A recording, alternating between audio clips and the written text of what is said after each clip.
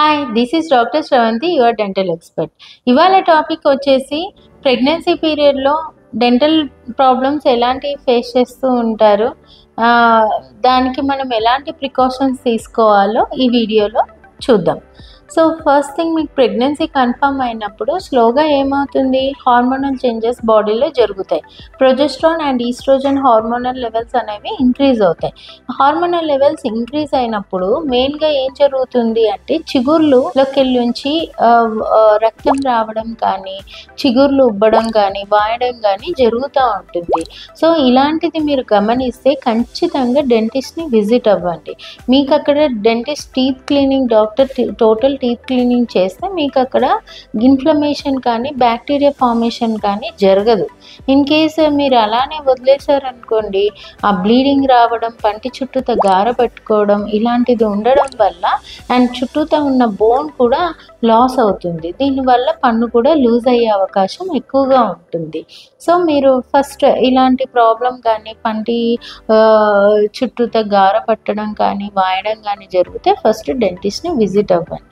And pregnancy confirm అయిన తర్వాత every 3 monthsకి ఒకసారి టీత్ క్లీనింగ్ అనేది కంపల్సరీ చేయించుకుంటే మంచిది. నెక్స్ట్ వచ్చేసి ప్రెగ్నెన్సీ ట్యూమర్స్ అనగానే భయపడాల్సిన అవసరం లేదు. టిష్యూ ఓవర్ గ్రోత్ అనమాట, జింజైవల్ ఓవర్ గ్రోత్. ఏంటంటే చిగురు అనేది, గమ్స్ అనేవి టిష్యూ, అక్కడ చుట్టూతో ఉన్న టిష్యూ ఎక్కువ బల్జ్ అవ్వడం జరుగుతూ ఉంటుంది. సో ఇలా బల్జ్ అవ్వడం వల్ల ఎన్ని డేస్ ఉంటుంది అంటే, లైక్ మీకు ప్రెగ్నెన్సీ పీరియడ్లో హార్మోనల్ చేంజెస్ జరిగినప్పుడల్లా ఇది ఓవర్ గ్రోత్ అవుతూ ఉంటుంది కొంతమందిలో. ఇది ప్రెగ్నెన్సీ ఫేజ్ అయిపోయిన తర్వాత పోస్ట్ ప్రెగ్నెన్సీలో ఇదంతా తగ్గిపోతుంది. సో మీకు తగ్గట్లేదు, ఇంకా ప్రాబ్లం ఫేస్ చేస్తున్నారు అంటే డెంటిస్ట్ దగ్గరికి మీరు విజిట్ అయితే లేజర్ ట్రీట్మెంట్ ద్వారా ఆ టిష్యూ ఓవర్ గ్రోత్, ఏదైతే ఓవర్ గ్రోత్ టిష్యూ ఉందో అది రిమూవ్ చేసేస్తారు. అండ్ నెక్స్ట్ వచ్చే ప్రాబ్లమ్స్ ఏంటి అంటే పళ్ళు పుచ్చిపోవడం. ఎక్కువ ప్రెగ్నెన్సీ ఉమెన్లో షుగర్ క్రేవింగ్స్ ఎక్కువగా ఉంటాయి, స్వీట్స్ తినాలనిపిస్తూ ఉంటుంది. సో దీనివల్ల ఏంటి అంటే ఎక్కువ స్వీట్ తినడం వల్ల బ్యాక్టీరియా ఫార్మేషన్ కూడా ఆ పంటి చుట్టూతో ఎక్కువ జరగడము, అండ్ సెలైవా కూడా ఎక్కువ ప్రొడ్యూస్ అవ్వదు. లైక్ ఈ హార్మోనల్ చేంజెస్ వల్ల సెలైవా ప్రొడ్యూస్ అవ్వడం కూడా తగ్గుతుంది. దీనివల్ల పళ్ళు పుచ్చిపోయే అవకాశాలు ఎక్కువగా ఉంటాయి. సో ఇలాంటి సమస్యలు కూడా ఎదుర్కొంటూ ఉంటారు. నెక్స్ట్ వచ్చే సమస్య ఏంటి అంటే ప్రెగ్నెన్సీ ఉమెన్లో వామిటింగ్ జరుగుతూ ఉంటాయి. మార్నింగ్ సిక్నెస్, వామిటింగ్స్ అవ్వడం ఇలాంటిది జరుగుతూ ఉంటుంది. సో వన్స్ వామిట్ చేసినప్పుడు ఏం జరుగుతుందంటే యాసిడ్ రిఫ్లెక్సెస్, యాసిడ్ రిలీజ్ అవుతూ ఉంటుంది. దీనివల్ల ఏంటి, ఎనామిల్ లేయర్ అనేది డ్యామేజ్ అవుతుంది. సో ఇలా ఎనామిల్ డ్యామేజ్ జరిగినప్పుడు టీత్ సెన్సిటివిటీ అనేది ఆటోమేటిక్గా వాళ్ళకి అనిపిస్తూ ఉంటుంది. ఏదన్నా చల్లని వాటర్ తాగినా, ఏదన్నా తీపి పదార్థాలు తిన్నా పళ్ళు జువ్వు అనడం, సెన్సిటివ్ అనడం, ఇలాంటి సెన్సిటివ్గా ఫీల్ అవ్వడం జరుగుతుంది. ఇదంతా టెంపరీగానే జరుగుతుంది. దెన్ ఎప్పుడైతే పోస్ట్ ప్రెగ్నెన్సీ ఫేజ్ అయినప్పటికీ హార్మోనల్ చేంజెస్ అన్నీ నార్మల్ అయిపోతాయి, వామిటింగ్స్ అన్నీ తగ్గిపోతాయి, అండ్ ఇది కూడా తగ్గిపోతుంది. సో మీరు ఇలాంటి కండిషన్స్లో కూడా మీ డెంటిస్ట్ని విజిట్ అయితే డీసెన్సిటైజింగ్ పేస్ట్ కానీ, లైక్ మౌత్ వాషెస్ కానీ యూజ్ చేయడం జరుగుతుంది. సో ఇలాంటివి యూజ్ చేసినప్పుడు మీకు టీత్ సెన్సిటివిటీ కూడా తగ్గుతూ ఉంటుంది అనమాట. అదే కానీ మీరు నెగ్లెక్ట్ చేసి వదిలేశారనుకోండి, ఇవి ప్రాబ్లమ్స్ అన్నీ మీకు పోస్ట్ ప్రెగ్నెన్సీ ఫేజ్ తర్వాత కూడా ప్రాబ్లం ఫేస్ చేయాల్సి వస్తుంది. నెక్స్ట్ వచ్చే ప్రాబ్లం ఏంటి అంటే లైక్ పెరియోడాంటల్, పళ్ళు లూజ్ అయిపోతున్న ఫీలింగ్ అనేది కలుగుతూ ఉంటుంది.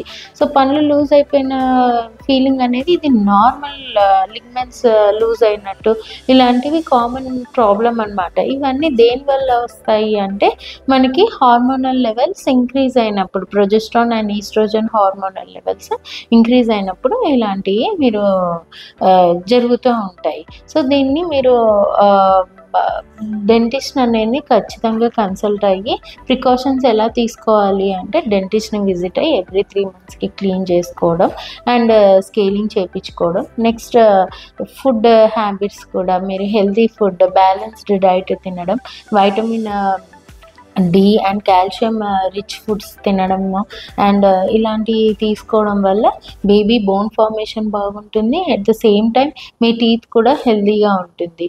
అండ్ వాటర్ ఇంటేక్, డీహైడ్రేషన్ ఎక్కువ జరుగుతుంది కాబట్టి మీరు వాటర్ ఇంటేక్ కూడా ఎక్కువ తీసుకోవడం and morning and night compulsory brush చేసుకోవడం అండ్ ఇలాంటివి మీరు ప్రాబ్లమ్ లేకుండా ఇలా నీట్గా మీరు ప్రికాషన్స్ తీసుకుంటే ఎటువంటి ప్రాబ్లం ఉండదు.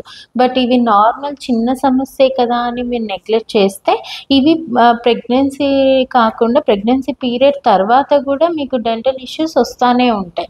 సో మీరు ఫస్ట్ ఇది ప్రికాషన్స్ అనేవి నీట్గా మెయింటైన్ చేస్తూ ఉండాలి.